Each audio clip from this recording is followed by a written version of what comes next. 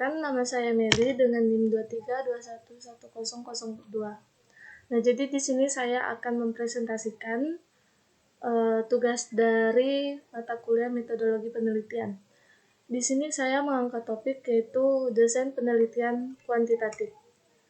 Yang pertama, kita akan membahas 7 desain penelitian kuantitatif. Yang pertama itu ada latar belakang, ada masalah atau rumusan masalah, tujuan, variabel, populasi dan sampel, hipotesis, dan analisis data. Baik, yang pertama kita akan membahas terlebih dahulu yaitu latar belakang. Nah, di sini latar belakang adalah berisi isu atau alasan penelitian yang menceritakan hasil observasi untuk selanjutnya dijadikan rumusan masalah.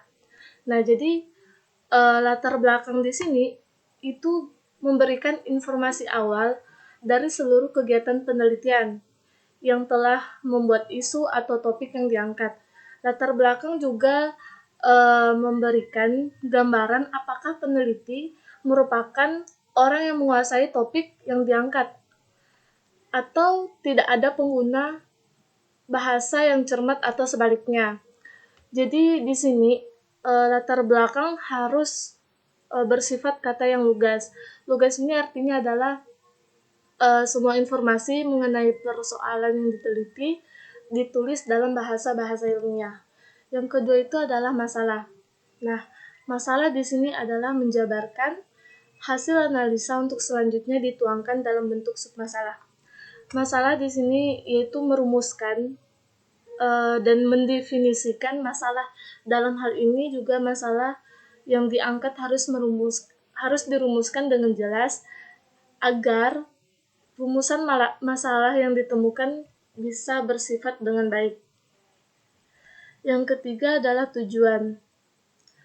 Tujuan itu menjabarkan tujuan atau hasil akhir yang akan dicapai. Tujuan ini adalah tujuan dari keseluruhan penelitian. Jadi bisa menambah pengetahuan di dalam topik yang diteliti atau untuk merancang dan menguji solusi dari masalah yang telah kita angkat tadi. Terus perlu juga kita ketahui kalau tujuan itu dalam penelitian harus berhubungan erat dengan rumusan masalah. Yang keempat itu ada variabel. Jadi variabel ini berisi cakupan faktor, sebab akibat yang timbul pada saat penelitian akan dilakukan.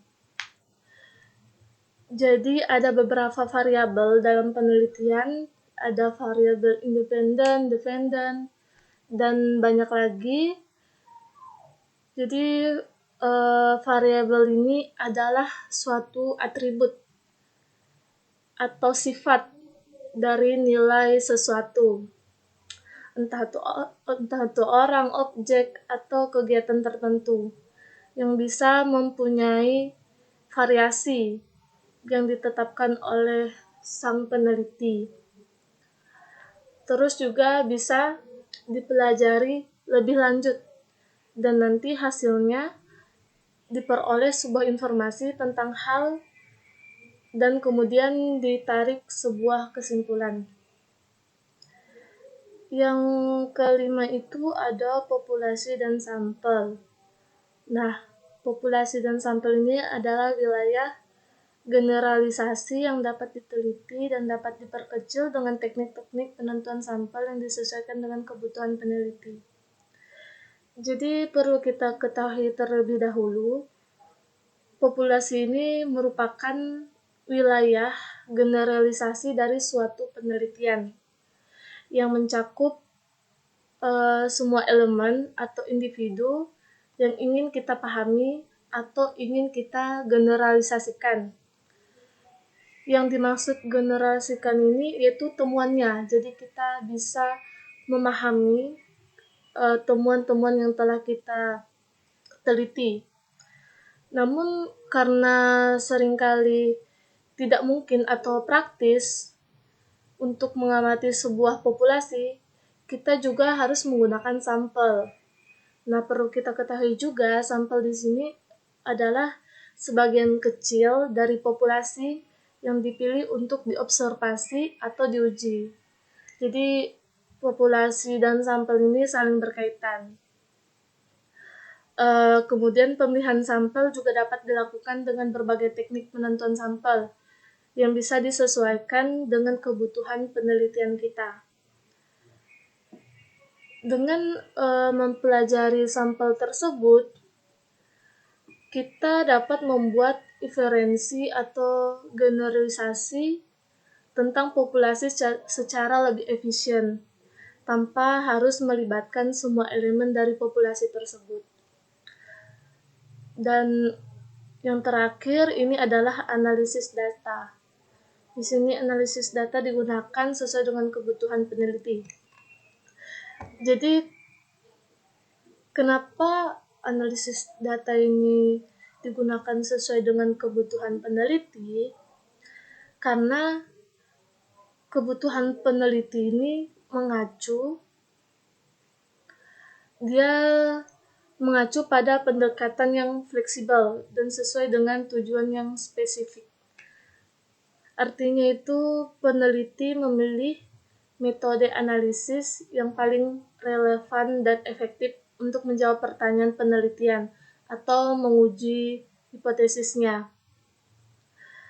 Proses ini juga bisa melibatkan pemilihan teknik analisis yang sesuai dengan jenis data yang telah kita kumpulkan dan karakteristik dari penelitian.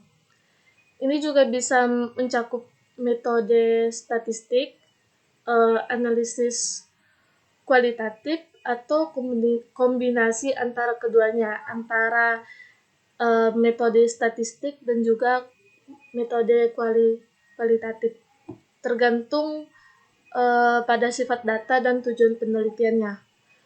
Kemudian hipotesis merupakan jawaban sementara atas penelitian yang akan dilakukan. Hipotesis bisa diterima namun juga bisa ditolak. Nah, perlu kita ketahui juga, hipotesis di sini adalah pernyataan atau dugaan sementara, di mana masalah yang dirumuskan perlu relevan dengan hipotesis yang diajukan.